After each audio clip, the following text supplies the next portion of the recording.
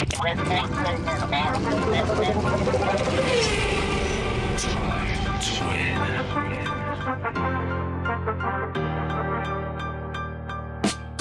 hello everyone. Welcome to Drive to Win out of the Blue Wire Studios here at the beautiful Wynn Las Vegas and presented by Mobil 1 for the love of driving. I'm Justin Bell and I'm very excited because what a weekend. So much going on at the Qatar round of the Formula One World Championship. Only 5 races left to go, but boy, oh boy, I can't say it was one of the world's greatest races, but the energy, the atmosphere, the dynamics of what was going on, so many elements all joined together to make it a pretty, well, memorable race for so many people, both in the good and the bad way.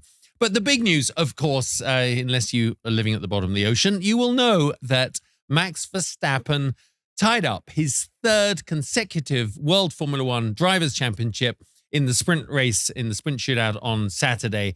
I mean, just extraordinary. And you've been with me the whole journey, seeing how this has unfolded, starting every week with almost the inevitable Max was on pole. Oh, Max won the race. Max came from the back to win the race. And, you know, it was a foregone conclusion that he was going to win the championship, but it still did not minimize to me just what a fabulous sense of emotion, a sense of achievement, and just to see them as a family bond over it and, you know, rejoice in really achieving something that very few humans ever will, and that is world domination. And let's put it in context. He's joining the greats, Ayrton Senna, Niki Lauda, Sir Jackie Stewart, in getting 3 championships in a row.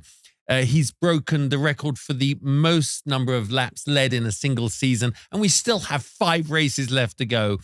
Second place is 200 plus points behind. I mean, he's got the 2nd longest point scoring run ever with 36 races.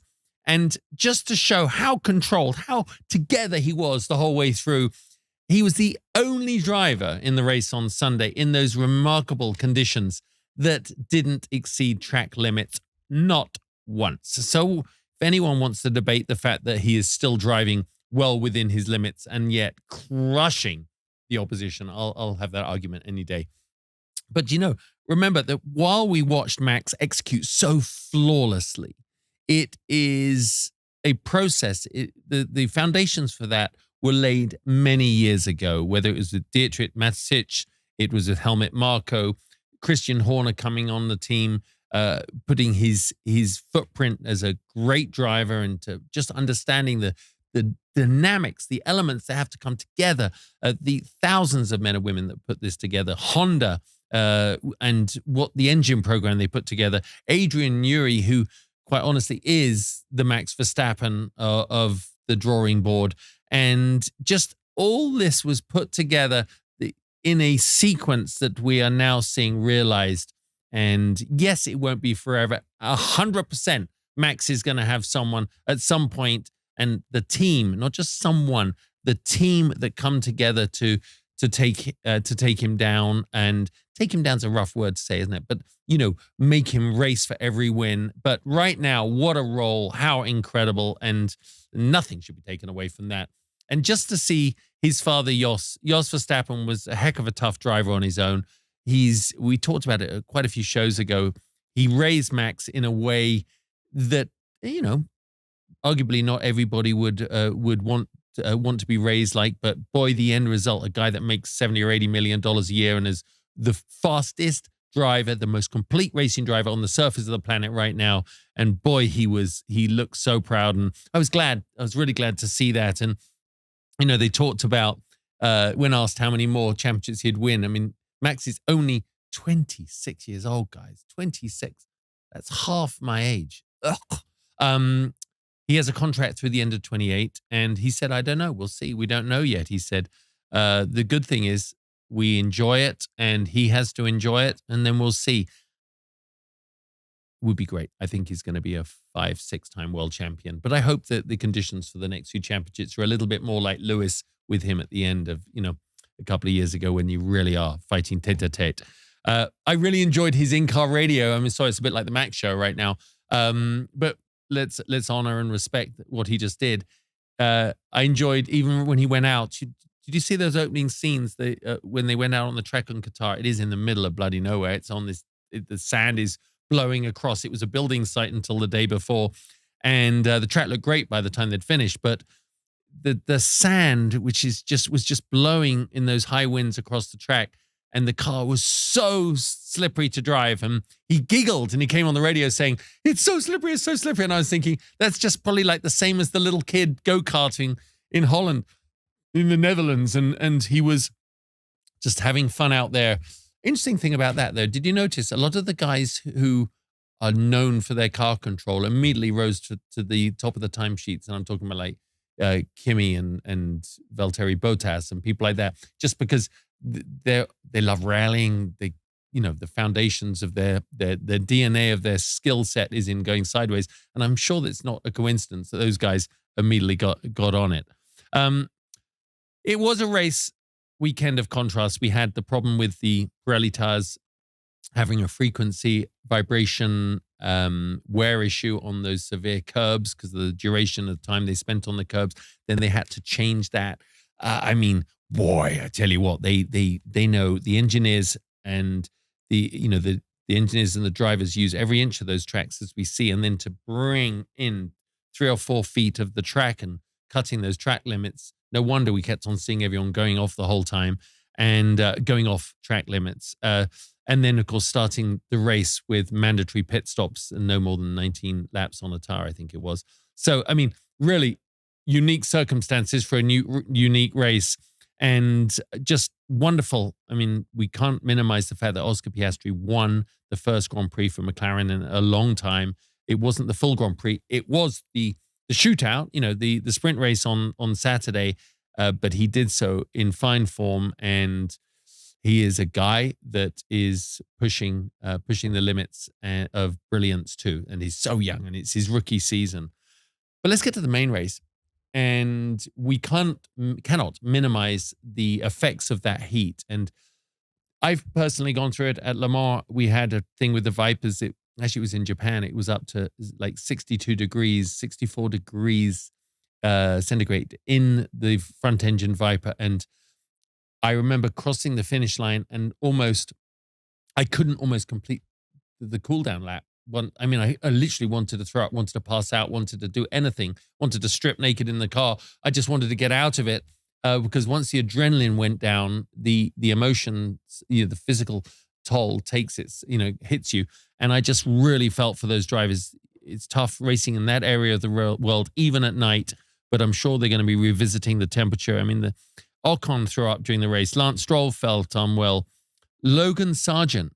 Now, I mean, I know I talk about him, and I wish you all the best, but I felt for you because if heat stroke hits you, and I know he felt unwell in the beginning of the week, there's nothing you can do. Literally, anyone that does any form of ultra sports knows that if your body tips into the temperature thing, you have a problem. Let's also sort of describe a bit more why that is, because if your high heat and humidity goes up, it leads to 2 problems in the exercising body. One is obviously your body temperature goes up and you get dehydration, which increases as your body temperature goes up. It is effectively hypothermia, which leads to decreased muscle endurance, and basically you can no longer continue to do that. And the trouble is with racing is you can take on fluids, but there's no other opportunity to refuel your body. So you can't have a moment of rest before you run back on a field, maybe like in football or soccer. So it literally it just stores this heat. It's a heat soak buildup. And if the heart doesn't get much blood, it basically can't pump as much oxygenated blood back into your muscles. So it just is this incredible race to the bottom of your physical conditioning. And as Max said, it isn't a question of who's fitter. It literally is. If your body gets slammed by overheating, and I really felt for Logan when he said on the radio, "Come in." I thought his engineer handled it nicely and said, "Yeah, just come in," and that was a tough one. So the winners for me of this weekend, obviously, other than Max, were McLaren, Lando Norris, and Oscar Piastri. Phenomenal result. I'm excited for to see how well they're doing, and Zach Brown and the whole restructured management performance team behind McLaren, including my great buddy Gilles de Ferran. They're on the rise, and it's no longer a coincidence that their upgrades are being, it's compounded in the way they improve every week. And Oscar, I'm just excited to see how he brings his best game as he gets more mature. I think the interesting thing for Norris is it must hurt, because he wanted that first win of his career there, but he made some mistakes in qualifying, but he bounced back to finish P3 in both races. So that's going to be a really fun thing for us all to watch. And of course, hats off to the McLaren team, Lando's crew team, for the fastest pit stop ever in a Formula One race at 1.8 seconds. And I recommend you, if you didn't watch the race or you missed that, go and watch that again, because 1.8 seconds is a flash, an instant. And all those people do what they do, and there's a person for every job, but the choreography and the composure to do that in pressure, in that temperature, I think was outstanding. And what a record to set. Another winner really was Alfa Romeo on form. Both drivers on the points, and while it bumps the Swiss team in above Haas in the Constructors' Championship, they must be eyeing Williams because they're not far ahead. But just a great race, a great race for them. The thing that in the not winners category, while the start was extraordinarily off the line, to watch, to see Lewis come up and literally clip the front of George's car and take himself out. Thank God not both of them out. And George went on to have a, very, very strong race. It's a moment of racing. It's one of those, I don't blame him for trying it, and you're dealing with what you've got there. I mean, it did make me, I don't know about you, I leapt off the sofa like, my God, that's a disaster, as the wheel bounced across the gravel. And you could just see the dejection in Lewis's body language as he stood there. He did walk back across the track, though, which cost him $50,000, which, I mean, I don't know, that's jet fuel for one trip, isn't it? But still, he got a reprimand, and you don't walk across an active track. But I'm really glad. I thought he handled it very well, and beautiful social media moment when he obviously reviewed the video and took back his like what the heck comments.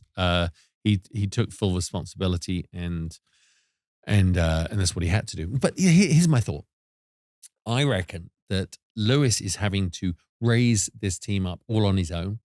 I'm not saying without George, but his responsibility is to bring Mercedes back to the top. And that's what he's doing. And I think he isn't as liberated or as free just to race as George is. And while he's, of course, the guy, and we know he can do it, and he will win races again, I think we're seeing George able to flex a little bit more, because Lewis is really responsible for, as the elder statesman driver, to bring the team up to where it needs to be. So give Lewis a break. I think you're going to see him, if he can take the shackles off a bit of responsibility, he'll be doing what he does. Sergio Perez, I'm just, I think we'd be mates, actually, if we got to know each other. That's just silly. And I say all these bad things about him, but I keep wishing for the best. He had 15 seconds of time penalties during the race, and he hasn't podiumed in the last 3 races. And he did get 1 point for 10th, which did put him 1 point back up against Lewis. But boy, he needs to come into these next 5 races on a tear. So, lots to play for. It was a great race to watch. I'm going to get into it a little bit more with my guest, who I'll introduce in a second. But it was just, I think you've seen, there's a frustration level, there's a stress level, and coming into these last 5 races, contracts are on the table, sponsorship renewals. And so I think we're in for some really fabulous racing coming up. And talking about that, watching racing under the lights yet again made me get all sort of excited for what we got coming up here in Las Vegas in just a few weeks. Can't believe it's so close. Here at the Wynn, remember, we are ready for you. Go to winlasvegas.com/experiences/F1. So many ways to be here. The Strip is coming alive. Las Vegas is ready for it. And here at the Wynn, I mean, drivers are staying here. There's all sorts of activations. There's Formula One cars everywhere you can look. Check it out for yourself. But I've got a lot of friends now realizing that, coming to Formula One in Las Vegas for the first year is something they don't want to miss. So however you can make it happen, check out our website and see if we can help you make your dream come true. Well, our guest for today is Derek Bell, MBE. He is a 5-time Le Mans winner. He is a 2-time world champion. He's won Sebring. He's won the Daytona 24 Hours. He raced in Formula One in 1970, as well as for them in sports cars. Finished 6th in the US Grand Prix at Watkins Glen. He is also my dad. Well, Dad, it is so good to finally get you on the show. I'm sorry you must have been feeling a little bit left out. No, not at all. I mean, quite frankly, I saw the guys you had on before and they were well ahead of me. So I was just an also-ran, really, but I had a good time. Well, no, we're going back through the decades and getting people on, who did race in Formula One. So, so nice to see you on the show. Well, first of all, we did talk a bit after the Grand Prix. It is all about Qatar. That's what we're recapping on this show. Boy, oh boy, your overview of the race before we dive in. Well, it was really, it was probably the most chaotic weekend I've ever seen of Formula One. From all the practice sessions and then the track limits, and then of course the tires and the problems with the tires, which I think is very poor on somebody's behalf to get that wrong after the time they've had to get prepared for the race. But I'm only really an outsider of it. I mean, that's my overseeing of the situation. And then the poor guys never seem to stop going out to practice and see who would go quickest. I'm sure they enjoyed it. I'm sure Verstappen did anyway. But nonetheless, it led up to what we assumed would be a great race. You had the sprint race, which I'm not sure if we need it, but it certainly provided plenty of entertainment. And I think it just puts in cars in so much danger of getting really damaged and not being ready for the main race myself, because the Grand Prix is what it's all about. But nevertheless, we'll have them and have them for years to come, no doubt.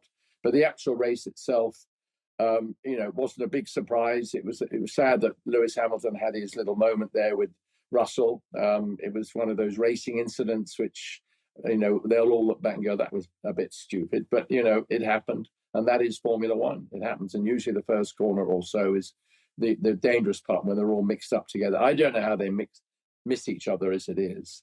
So I thought the race progressed, very interestingly with all the things that happened.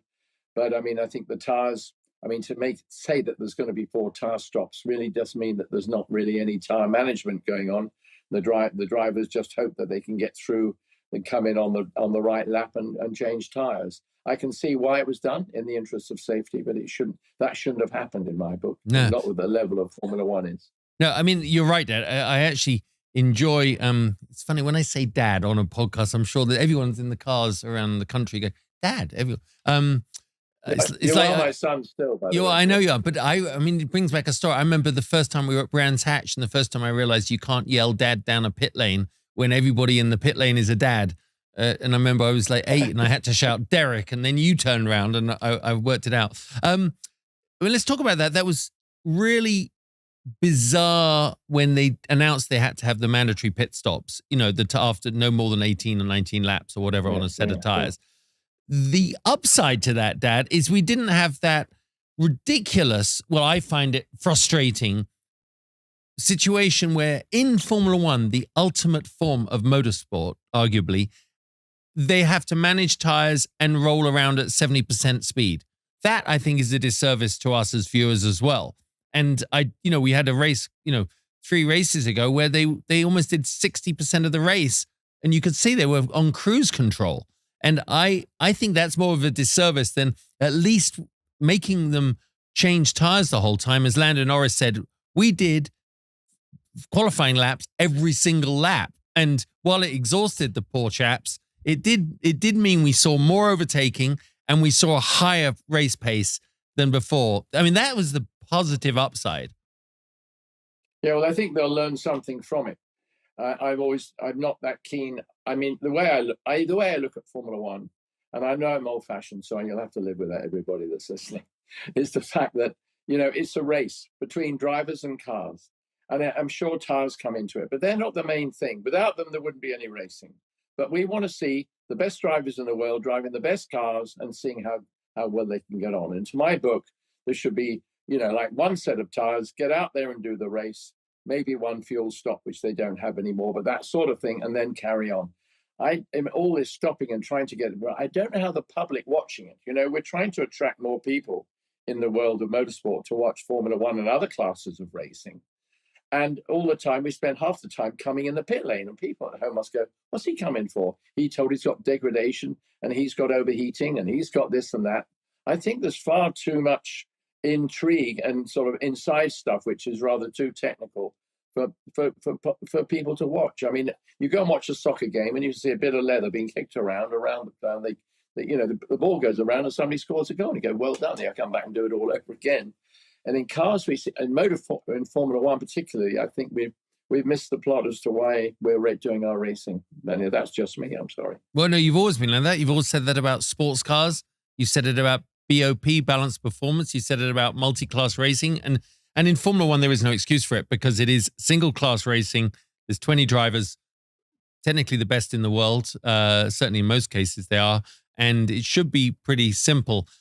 I think, especially with the knowledge they have, Dad, the way the simulations on these tracks, the curbing they put down, how was that even allowed? It's kind of wild that they could do that. Anyway, moving on from that, you've seen a lot of drivers dominate in the world. Someone just walked by with a Red Bull jacket on, waving as he came by. There's a lot of race fans here in the Wynn, Dad. You've seen a lot of extraordinary drivers in your careers rise to the top and be the best and have periods of domination. How do you evaluate the Max Verstappen phenomenon and put in perspective quite what he's achieved? Well, I probably will miss somebody out, but if you go back in my lifetime, it started with a guy called Fangio being the greatest man out there, and he was. Sterling Moss was his right-hand gunner. And Sterling won one or two races, and Fangio, really, when Fangio supposedly let him, I don't know. I think Sterling could have beaten him more, but he had respect for Fangio. And Fangio was the greatest man in the world at 43 years old, but three times. So you had that period, and then you went from there to the Jim Clark period, which was was amazing. Obviously, I was Sterling Moss as well in that period. And Jimmy, of course, tragically died in that race at Hockenheim that I was in, so that was a shocker. But we had great names all the way through, coming through with Jackie Stewart. And then, of course, we had Michael Schumacher later on and other people on the way up. And here we are now with, Lewis Hamilton, obviously having won the title, I think 5 times. Eight, I think. 8 times, 7 or 8, too many. Yeah. And bless his heart, he's been the top guy out there, no doubt, in probably the best car. But he has made the most of it, and he's won more races. And then, of course, we come along, and suddenly out of the blue comes this young kid called Verstappen. And I remember when I first watched him in a Grand Prix, I thought there's something special about him. And I'm not saying I'm being clever, because I think I told you that. And I said, you've just got to watch this guy, for somehow he just seems to put it together. He's obviously very attacking driver. He attacks like crazy because he wants to be in front. And that season when he and Lewis had the battle, I thought was pretty spectacular. And I was a bit disturbed at the end with some of the antics that went on, but I think both of them were sort of pushing the boat out a little bit. And then, of course, since then, he's sort of dominated Formula One. And, Red Bull have done their job. Let's not forget the people that build the cars, that prepare the cars, and all the rest of it, just how important they are to that guy's success. And I think Verstappen's had magnificent success. He's given them all the ability that one could have, and he's there, and he is, still got more in hand. And I know other people have said that, but it's so apparent when he goes out and you say, just watch him. When he gets by, and then he sort of disappears. All right, for the public, that's not special, but we had it with Michael Schumacher. We had it with Jimmy Clark. We had it with other drivers over the years. And there has to be a driver that's the best. And the other guys have got to catch up a bit. But it's difficult. I know somebody's going to say, but why is McLaren only second? Only second. Well, at the beginning of the year, they were nearly last. Yeah. They've come on incredibly well this year. For example, they've been the team of the year, really, in their development. And it's not over yet.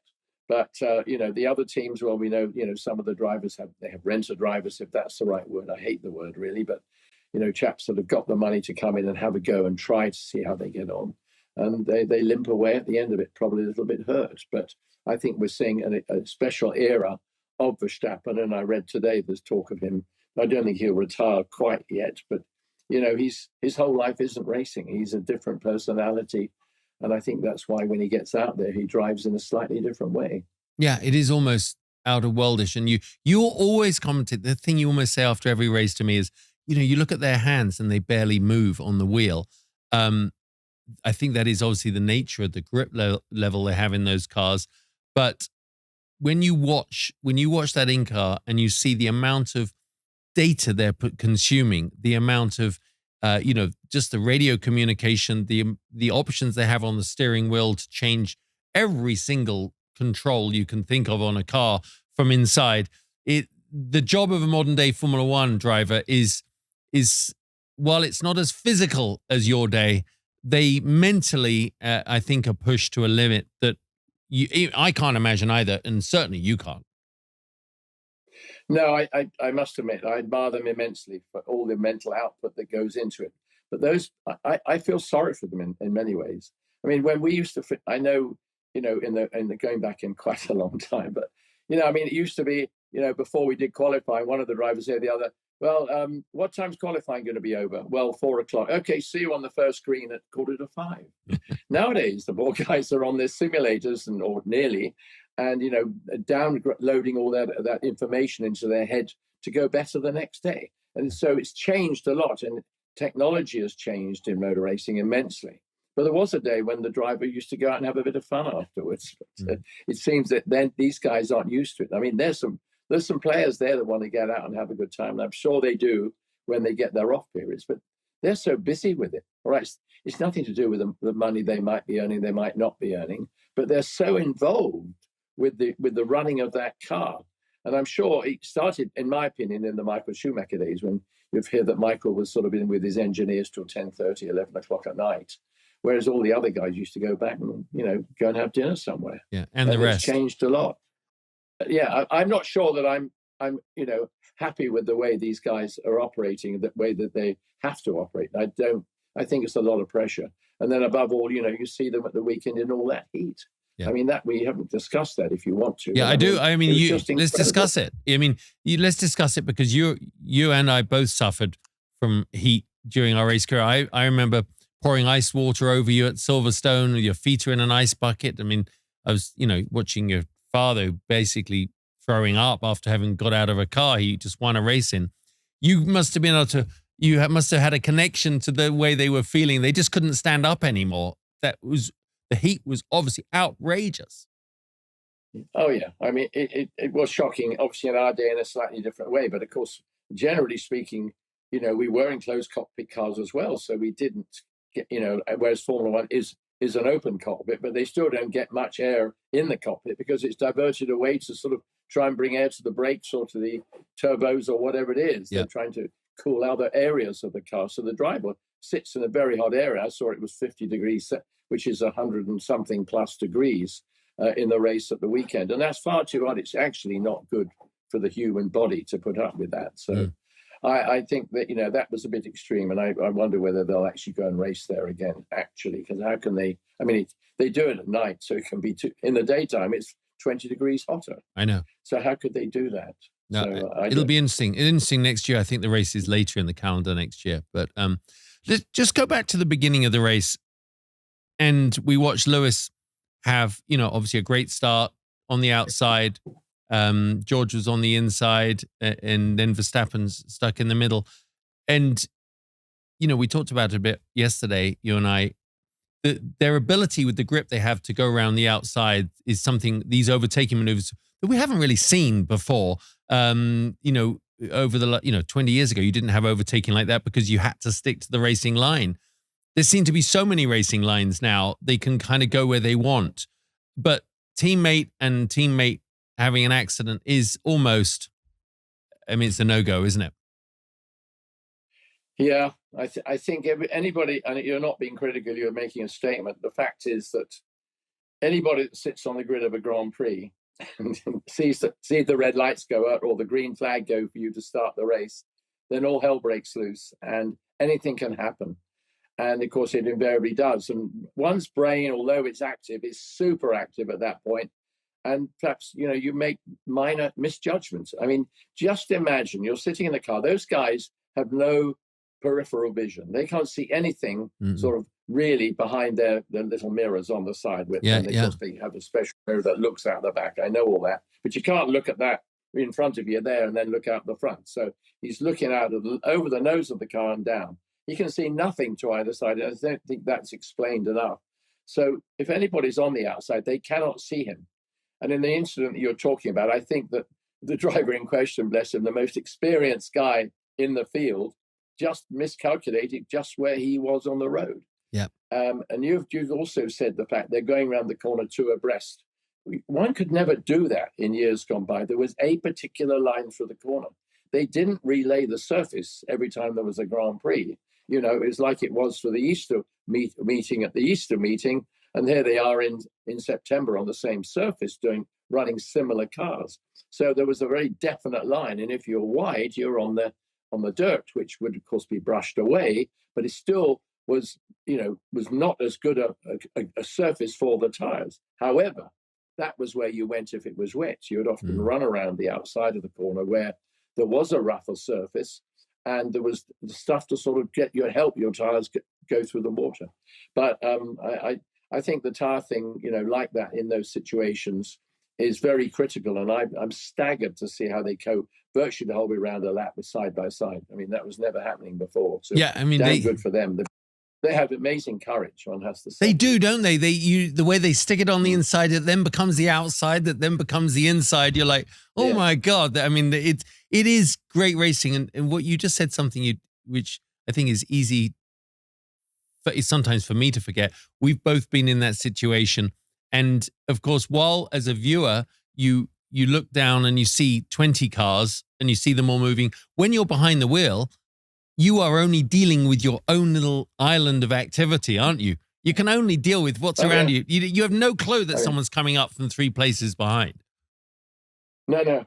And I think also in Lewis's defense, I mean, it wasn't the best move that he made. He should have stayed out wide because he could have done. But the fact was, he miscalculated that there was going to be 3 cars. He only thought there were 2. I'm sure of it. He didn't know that there was crowd. I mean, no way would he have gone where he was if he thought there were 3 cars, because he knew 3 doesn't go into that area of 2. No. But the other thing too, JB, I'm sorry. Yeah, no, Karen. Is that you have to remember that we've seen it numerous times replayed. They came up to it seconds after the start, blasting down at 180 miles an hour at the first corner, going through, wondering if the car's going to have the grip. And as they go through, bang, it happens. It's as quick as that. And we don't give them enough credit for the fact they didn't have time to make any more decisions. No. I actually said a lot when I was commentating on the IMSA stuff, and you'd be very easy in the booth to go, I just don't understand why he would have pulled that move. And it was Alan McNeish one time at Le Mans, remember when he pulled across in front of that GT car, went over the wall, and it was a horrific accident. Yeah. And I said, you know what? He takes 1,000 risks a race, 1,000 risks that could result in a crash like that or worse. And you get away with normally with 1,000 of them, but sometimes you don't. And so that's how right on the edge you are. So I totally agree. And I know being a gentleman is a big part of, and the way people conduct themselves is important to you. Lewis does handle himself like the knighted gentleman he is, doesn't he? When he reviewed it and he goes, that was my fault, 100%. I actually said to my girlfriend, Milani, I said that was, she said, why did he blame George straight away? And I said, because you do. In every crash, the first thing you do, you look and you go, it was him, right? And then you look at it afterwards. Yeah. I mean, that's what happened. Yeah. No, but Lewis has matured tremendously. And he's heard it all. He's seen it all. He's done it all. And so therefore he looked back at it and went, yeah, that was probably mainly my fault. Yeah. And that's it. And he was good enough to go and shake hands with George as he should. I'm not sure that it's really good in a team to have so much battling between the 2 lead drivers, but it seems to happen a lot. But at the moment, I think, you've got the McLaren pair who you've got Piastri doing so well, and Lando must sort of go, hello, where did this come from? You know, so he's got to take a closer look at what he's up to and how to beat him. I love that pairing, though. I love the pairing of Lando. He's a feisty lad. He's obviously very confident, comes from a very wealthy family. He knows, and he's extremely talented. And you got Oscar as a rookie who's right up his chuff and actually has outperformed him the last couple of races. And I think what's going to be really enjoyable, and I'm sure Zach's going to be right on top of managing this, Lando's going to be trying even harder to beat his teammate, which will be an interesting dynamic, don't you think? It'll make Lando a better driver, actually, because he'll suddenly realize that it's a bit tougher than he thought, because he was the McLaren number one and he still is the number one but you know, he's got to prove it now. I think he's terribly talented. He obviously does incredibly well in the damp and in the wet, but obviously the car suits those conditions as well, because they're both doing well in that. But Piastri is the young kid on the block. He's got no inhibitions. He's got nothing holding him back. And he's just going for it wherever he can, because he knows he can. And then one day he'll find, hello, I can't go any faster than that. But he's nowhere near his limit yet. Yeah. Well, you retired and came back a few times. As you said, not really retired. So age is just a number. Do you enjoy watching Fernando Alonso driving, taking it to these young kids with all his experience at his age? Yeah. It's so funny, yeah. I always look to see where he is, whether it's qualifying or it's in the race or whatever. I'm intrigued by it. I've only met him really once, and that was a Goodwood, funny enough, before he was hardly known. And then a couple of times since then, I bumped into him at Le Mans and things like that. But I just love his enthusiasm, the fact that he loves racing. And in fact, I don't think I'm like him, but I love racing. And you can't take the racing away from a race driver. He wants to carry on. And if you're lucky enough, like he has been, and I have been, I think, and you have been, you get through without getting hurt. And so therefore you don't think that you're invincible, but you know that you could do some more. And I can quite see why he's doing it. And he does such a beautifully mature job when he does it. Yeah. Yeah. I agree. I think he's also, he's the only one getting points in that car. He's got to probably deal with the fact that he's got, Lance over there, Lance Stroll, who's, I don't know, punching the wall and pushing his trainer out of the way is pretty poor show. And I think that's what as you said, as you would say to me, Dad, if he was one of my friends, you'd say he was brought up quite so privileged that, he feels certain rules don't apply to him.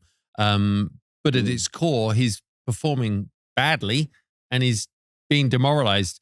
I don't think we're going to see him in the sport for long. Do you? You're asking a big question.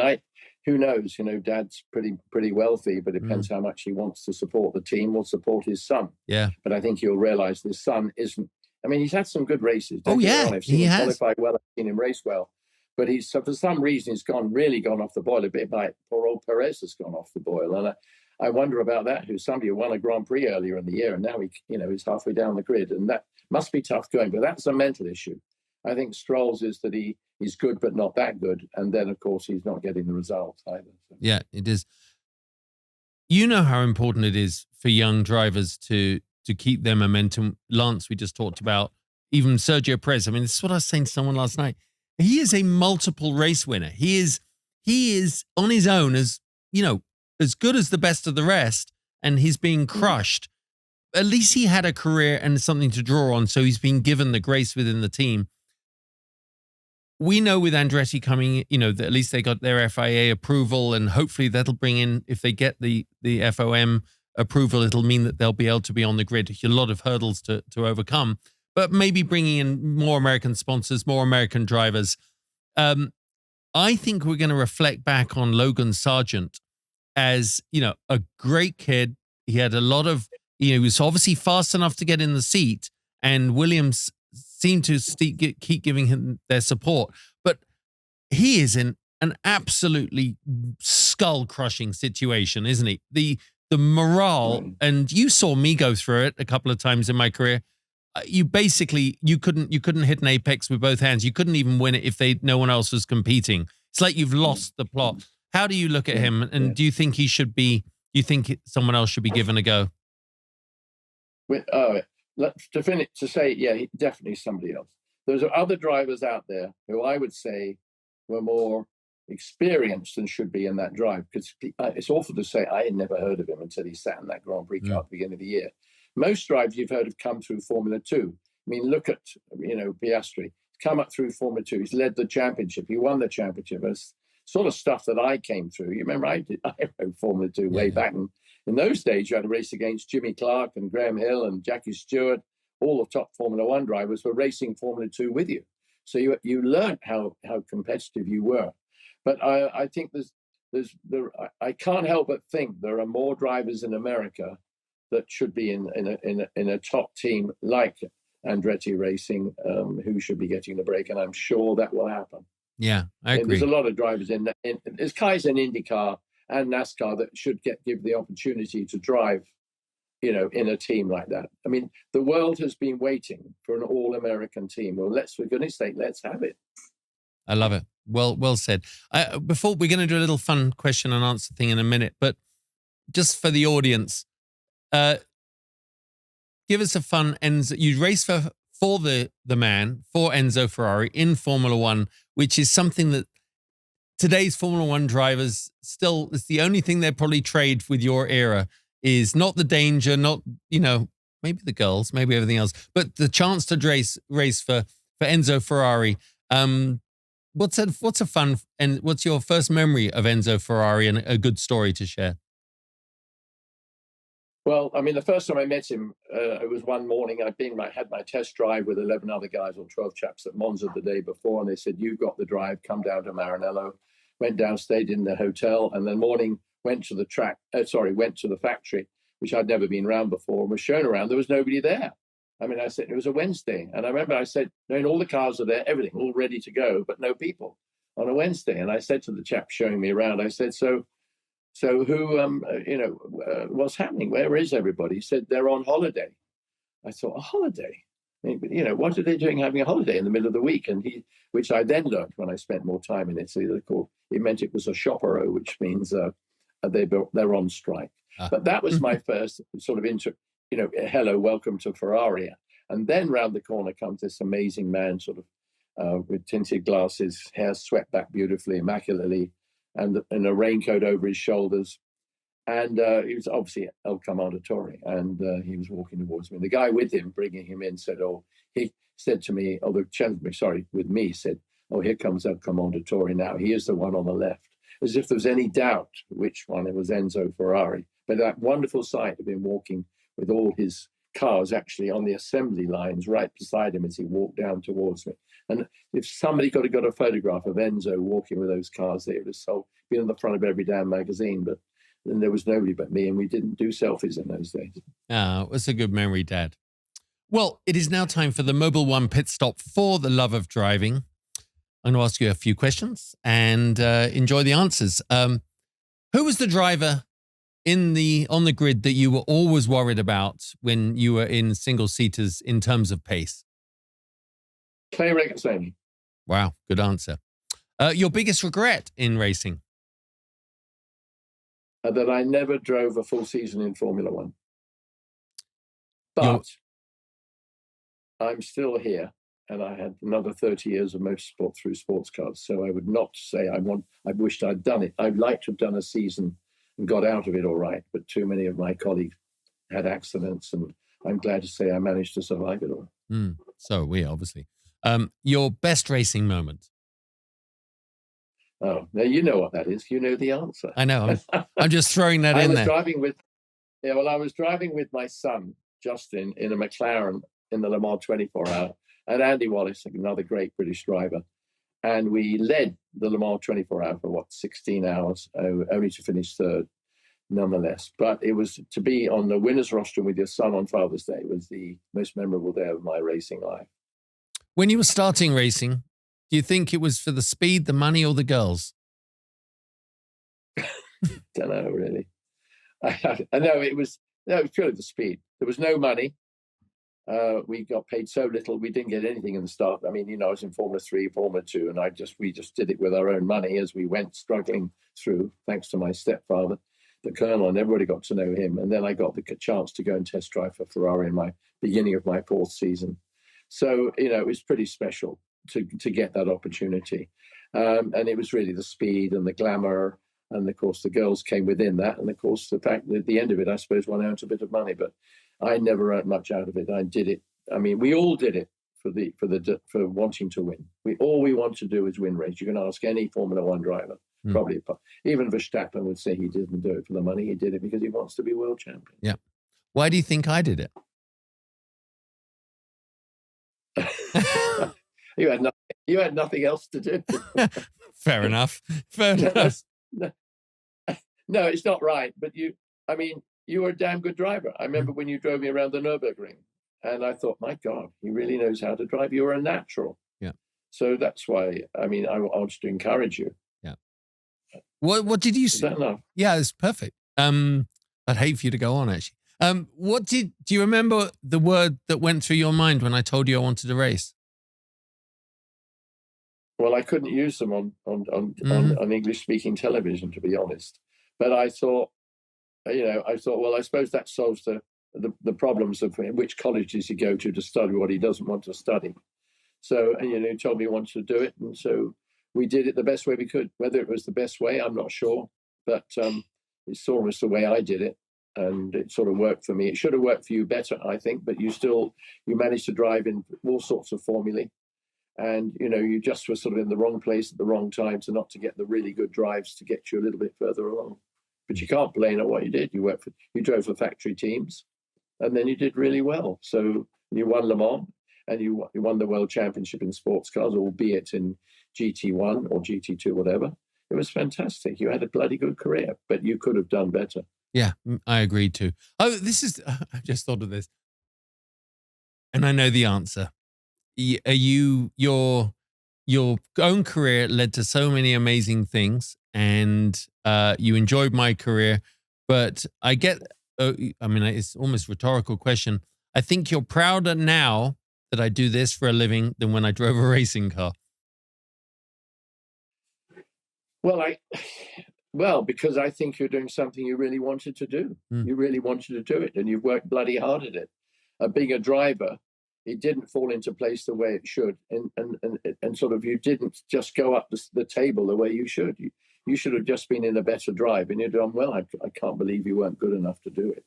But you've got to this stage now, and you're doing so well. And I think, everybody, wherever they were at the Rennsport last week or whatever, they all admired how you carried yourself, through all the interviews and chatting with people. You're just a natural. Even the great David Hobbs says he's never seen anybody quite as natural as you. So what can you say? You've done all right, really. I've done all right. Well, thank you very much, Dad. Thank you for listening, everyone, to that family intervention. Finally getting to ask you some questions. Well, listen, that was really good fun, Dad. Enjoy. I know there's a lot of racing coming. The next 5 races, think about it. Austin, then you got Mexico, you got Brazil, and then you got Las Vegas. The story is not written yet, is it? There's a lot of fun on-track action to come. Oh, yeah, one mustn't forget. I think a lot, and I think in a way, young Piastri coming through the way he is has given us another massive interest, because Verstappen is in a league of his own, I believe. And, Piastri is in a league of his own, but he's still learning every minute he goes out. And, he's going to be one to watch. But there are others out there too. Don't forget, look at the lads that are in the disappointing cars, but they're still managing to get good results. And at the end of it, you've got dear old Alonso who will pick up any of their drives and do what they're doing. Yeah, crazy. All right, we'll enjoy it. Thanks for joining me. We'll catch up soon. Well, I hope you enjoyed that. Certainly for me, it's a treat. I think you can tell. My dad and I have a very special relationship, and sometimes I have to pinch myself that I have access to a guy that's been in world motorsport at the top level for over 50 years. So, and there are so many more stories to tell. Get us with a drink one time and you'll hear the rest of them. Well, it is a weekend off ahead, but everybody is migrating quite literally to the Americas. We have the Austin Grand Prix in 2 weeks' time. We then go to Mexico. We have Brazil, and then a couple of weeks later, we're here in Las Vegas. So very exciting. The drivers, meanwhile, obviously will probably be taking a couple of days to recover from the trauma physically and the emotional roller coaster of the Qatar Grand Prix. So I'm sure they're doing what they do. And if we follow along on social media, I guess we'll get an insight into how much fun they're having. But it is also very serious. 5 more races. Manufacturers' positions open for everybody other than Red Bull at the top of the charts. Driver championships open to everybody other than Max Verstappen at the top. So, I mean, an awful lot to play for. And the marketing machine here in the United States of America is on full throttle, gearing up for Austin and then getting ready for the Las Vegas race. So I can't even kind of emphasize enough how exciting the next 5 weeks are going to be in the world of Formula One, especially for us here at the Wynn, because we have the Wynn, the Las Vegas Concours on the grounds of the Wynn Las Vegas on the week before the Grand Prix, November 11th. And it is going to be a collection of quite literally some of the world's most beautiful cars it's a kaleidoscope of the automotive history. There's race cars, there's road cars, there's celebrities. Some of the finest collectors in the world are bringing their cars here. I'm going to be hosting it along with April Rose, and we're going to be, the whole crew, Jeremiah and the guys, we're going to be out there getting interviews, and it's a very accessible way to be a part of Formula One. And that's what they're doing, I mean, of the automotive and racing experience in the lead up to the Formula One. So if you are anywhere within a few hundred miles of Las Vegas, you should really try and come to the Concours or make it a destination. It's very reasonable to attend. And so go to lasvegasconcours.com and find out your best way of being here. Well, guys, listen, it's been a long show. Thank you so much for listening or watching. And don't forget, spread the word, please. It's an important time of year for us as we try and look towards the end of the season and then being back for next year. So the more you hit that share button and tell your friends about it, the better it is for us. Thank you very much for the Wynn Las Vegas for being such a gracious host to me here in the Blue Wire Studios. And of course, to Mobile One for the love of driving. Stay in touch on social media and see you next week when we preview the Austin Formula One race. And I'm actually joined by one of the most creative minds in the automotive and racing world, Jeff Swart, and he'll be giving us some insight into his optics on Formula One and the world of capturing it. Thanks so much, guys. I'll see you next week.